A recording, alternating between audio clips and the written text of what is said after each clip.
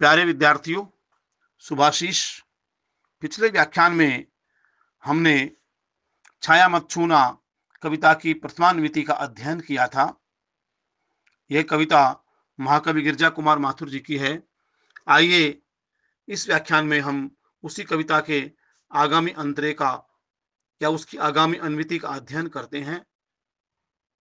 छाया मत छूना मन होगा दुख दूना, यश है न वैभव है, मान है न सरमाया, जितना ही दौड़ा तू उतना ही भरमाया। प्रभुता का शरण बिंब केवल मृग तृष्णा है, हर चंद्रिका में छिपी एक रात कृष्णा है। जो है यथार्थ कठिन उसका तू कर पूजन, छाया मत छूना मन होगा दुख दूना। इससे पहले वाले अंतरे में या पहले वाली अन्विति में कवि ने मनुष्य से कहा था कि हमें अतीत की मधुर सुखद यादों को मन में स्थान नहीं देना चाहिए, क्योंकि अतीत की जो यादें होती है ना, वो बड़ी अच्छी लगती हैं, बड़ी मधुर लगती है हमको।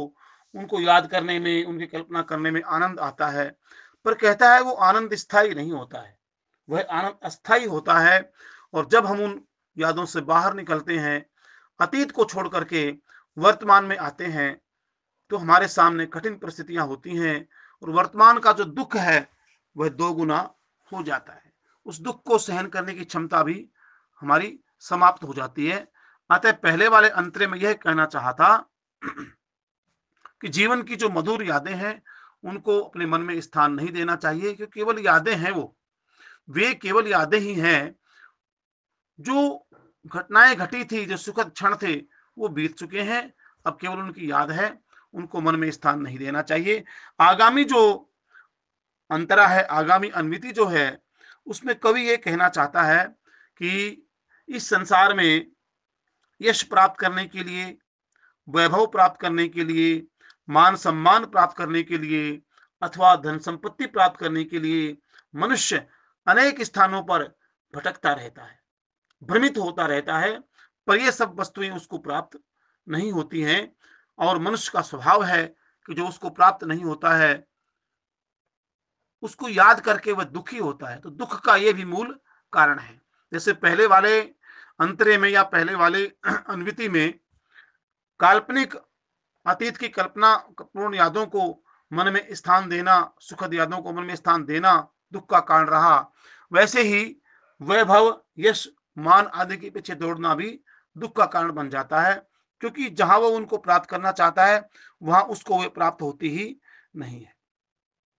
कहता है यश है न वैभव है, मान है न सरमाया, जितना ही दौड़ा तू उतना ही भरमाया। कवि कहता है कि यश, वैभव, मान, धन संपत्ति आदि के पीछे मानव तू जितना भी दौड़ता है उतना ही तू भरमाया अर्थात भ्रमित होता जाता है, भटकता जाता है। वास्तव में ये वस्तुएं तुझको प्राप्त नहीं होती है। संदेश देना चाहता है कि इन वस्तुओं के पीछे, धन, मान, वैभव, यश आदि के पीछे हमें भ्रमित होकर के दौड़ना नहीं चाहिए, भ्रमित नहीं होना चाहिए। प्रभुता का शरण बिंब केवल मृग तृष्णा है, हर चंद्रिका में छिपी एक रात कृष्णा है। यह एक शब्द आया है मृग तृष्णा। मृग तृष्णा का सामान्य अर्थ क्या है? रेगिस्तान में रेत ही रेत होती है, वहां पानी की कमी होती है, और उस रेगिस्तान में जब हिरण को ऐसा लगता है कि मुझे पानी खोजना चाहिए और वह दूर तक दृष्टि घुमाता है, तो उसको लगता है कि दूर कहीं पानी है रेगिस्तान में, पर वो पानी नहीं होता है। सूर्य की किरणें जब रेत पर पड़ती हैं तो वह पानी के समान लहरें मारता हुआ रेगिस्तान दिखाई देता है। उसी रेत को वह हिरण पानी समझ लेता है और उसके पीछे पीछे वो दौड़ता जाता है। इसको मृग तृष्णा या मृग मरीचिका भी कहते हैं। आज के मनुष्य का भी वही हाल है। प्रभुता का शरण बिंब केवल मृग तृष्णा है। प्रभुता का शरण बिंब का स्थान है कि वह स्थान जहां मनुष्य को प्रभुता या वैभव नजर आती है। उसको लगता है कि उस स्थान पर या ऐसा करने पर या उस लक्ष्य के ऊपर मुझे प्रभुता प्राप्त हो जाएगी, वैभव प्राप्त हो जाएगा। केवल मृग तृष्णा है, वह केवल मृग तृष्णा ही रहती है। अर्थात जैसे हिरण को पानी का छलावा भ्रमित कर देता है या वह चला जाता है। ऐसे ही मनुष्य भी जिस स्थान को, जिस लक्ष्य को प्रभुता मान लेता है, वह उसके लिए धोखा होता है, छलावा होता है, उसे वहां प्रभुता प्राप्त नहीं होती। वह केवल मृग तृष्णा के समान एक भ्रम होता है। हर चंद्रिका में छिपी एक रात कृष्णा है। एक बात और कहता है कवि कि प्रत्येक चंद्रिका, चंद्रिका का अर्थ है चांदनी रात, उसके पीछे एक कृष्णा अंधेरी रात भी छिपी रहती है। प्रत्येक माह में दो पक्ष होते हैं, शुक्ल पक्ष और कृष्ण पक्ष। शुक्ल पक्ष 15 दिन का होता है, कृष्ण पक्ष भी 15 दिन का ही होता है। शुक्ल पक्ष में चांद बढ़ता रहता है, रातें क्रमशः और चांदनी होती जाती हैं और अंत में पूर्णिमा आती है। उसके बाद चांद कटना शुरू हो जाता है और धीरे धीरे रातें अंधेरी होती जाती हैं, अंत में अमावस्या आती है। चंद्रिका का अर्थ यहाँ पूर्णिमा है, कृष्णा का अर्थ यहाँ अमावस्या है। ये दोनों प्रतीक के रूप में प्रयोग किए गए हैं। चंद्रिका का अर्थ है सुख, कृष्णा का अर्थ है दुख। तो यहां ये कहना चाहता है हर चंद्रिका में छिपी एक रात कृष्णा है। अरे मानव, हर चांदनी रात के बाद एक अंधेरी रात भी आती है और हर अंधेरी रात के बाद चांदनी रात भी आती है। अर्थात सुख के बाद दुख और दुख के बाद सुख, ये सब आते ही रहते हैं। ये चक्रवत पहिए की तरह से घूमते रहते हैं।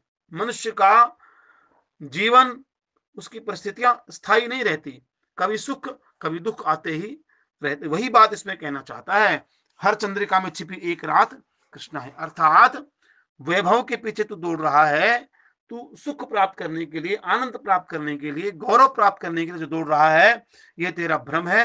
तुझे दौड़ना नहीं चाहिए, क्योंकि सुख और दुख, आपत्तियां या आनंद के क्षण, ये सब तो जीवन के क्रमशः पहिए की तरह से घूमने वाले सुख और दुख हैं। अर्थात व्यक्ति को सुख और दुखों की चिंता न करके केवल अपना कार्य करते रहना चाहिए।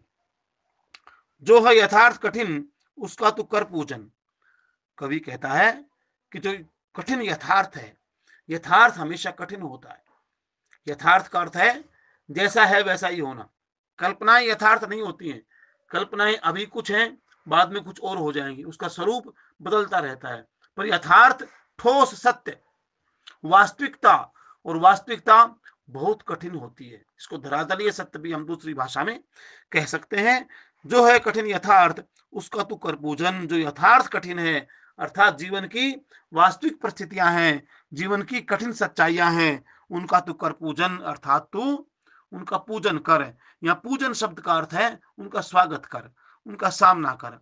अर्थात मनुष्य को जीवन की सच्चाइयों का, जीवन की वास्तविकताओं का सामना करना चाहिए, न कि कल्पना लोक में खोए रहना चाहिए। छाया मत छूना, मन होगा दुख दूना। कवि कहता है, रे मनुष्य, अतीत के सुखद क्षणों को कभी मन में स्थान मत देना, वरना तेरा वर्तमान का दुख भी 2 गुना हो जाएगा। लीजिए एक बार फिर इसको देखते हैं। यश है न वैभव है, मान है न सरमाया। कवि कहता है, रे मानव, न तो तुझे यश प्राप्त होता है, न वैभव प्राप्त होता है, न मान सम्मान प्राप्त होता है, न धन संपत्ति प्राप्त होती है। जितना ही दौड़ा तू उतना ही भरमाया। इन सब के पीछे तू जितना भी दौड़ेगा उतना ही तू भ्रमित होता जाएगा। अर्थात ये सब वस्तुएं तुझे प्राप्त नहीं होती हैं, और जब प्राप्त नहीं होती हैं तो वो भी तेरे दुखों का कारण है। प्रभुता का शरण बिंब केवल मृग तृष्णा है।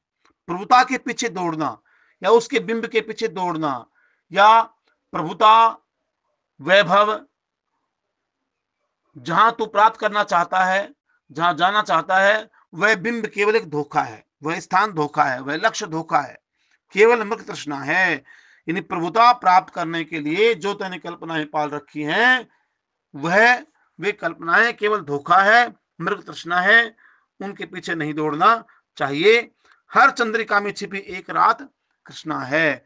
हर चांदनी रात के पीछे एक अंधेरी रात भी छिपी रहती है। अर्थात तू यह सोचता है कि मुझे सुख ही सुख मिलता रहे, यह संभव नहीं है, क्योंकि सुख के बाद दुख भी आते हैं, जैसे अंधेरी रात के बाद चांदनी रात भी आती है। जो है कठिन यथार्थ, उसका तू कर पूजन।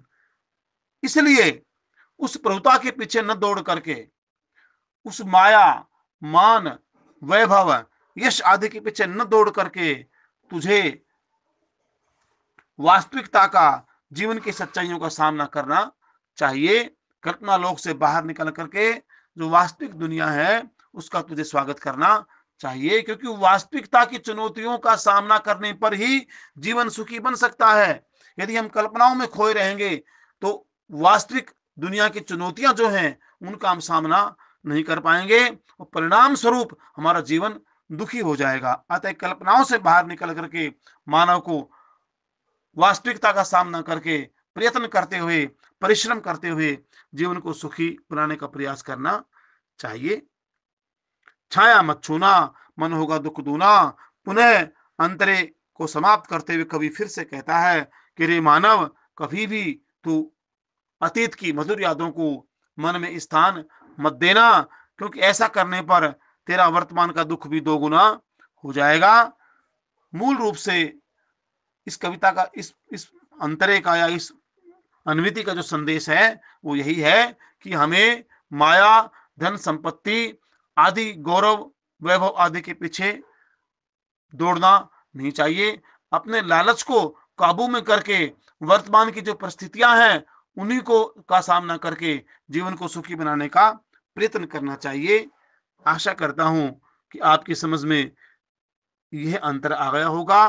प्यारे विद्यार्थियों, व्याख्यान के तुरंत बाद अपनी पुस्तक में जो ये अंतरा दिया गया है इसका पुनर्पठन करेंगे तो आपकी समझ में अच्छी प्रकार से आएगा। फिर भी यदि आपकी समझ में कुछ नहीं आता है तो लॉकडाउन खुलने के बाद कक्षाओं में हम आमने सामने मिलकर के शंका समाधान कर लेंगे। मैं आशा करता हूं आप लॉकडाउन का पालन करेंगे। स्वस्थ रहिए, सुखी रहिए, आनंद से रहिए। इसी के साथ आज का व्याख्यान समाप्त होता है। मिलेंगे अगले व्याख्यान में, तब तक के लिए आपको शुभाशीष। नमस्कार।